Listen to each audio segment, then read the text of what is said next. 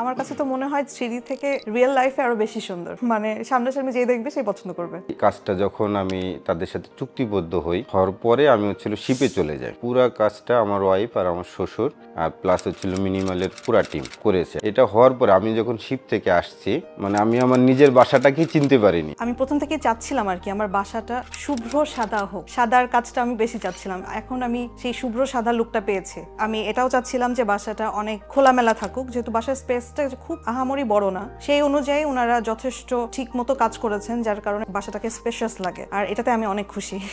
আমাদের আসলে বাজেটে একটু লিমিটেশন ছিল, সেক্ষেত্রে মিনিমাল আমাদেরকে অনেক হেল্প করেছে। এই বাজেটের মধ্যে ওনারা কিভাবে সাজালে বাসাটা ভালো হয়, তারপর প্রতিটা জিনিস কেনার ক্ষেত্রে ওনারা কোনটা চুজ করলে ভালো হবে, মানে এই লিমিটেড অ্যামাউন্টের মধ্যে, তো সেই সব ক্ষেত্রে ওনারা অনেক বেশি হেল্পফুল ছিলেন।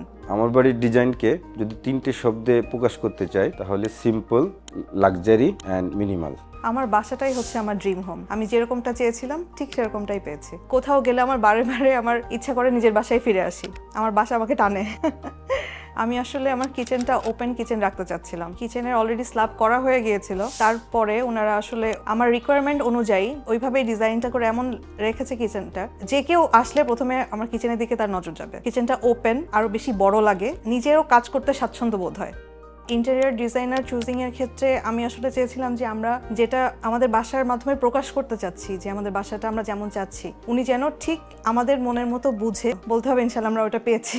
আমি অলরেডি মিনিমালকে আমার ফ্রেন্ড সার্কেলের মধ্যে রিকমেন্ড করেছি, ও ওর ফ্রেন্ডদেরকে রিকমেন্ড করেছে, ওর সিনিয়র জুনিয়র যারা আছে সবাইকে বলেছে, এবং যারা আমাদের বাসায় এসেছে তারা তো অলরেডি দেখে পছন্দ করে জিজ্ঞেস করেছে যে কাজটা কাদের মাধ্যমে করিয়েছেন। তো তারা আমাদের কাছ থেকে শুনে নেক্সটে তাদের প্রজেক্টে মিনিমালকে নিতে চাচ্ছে।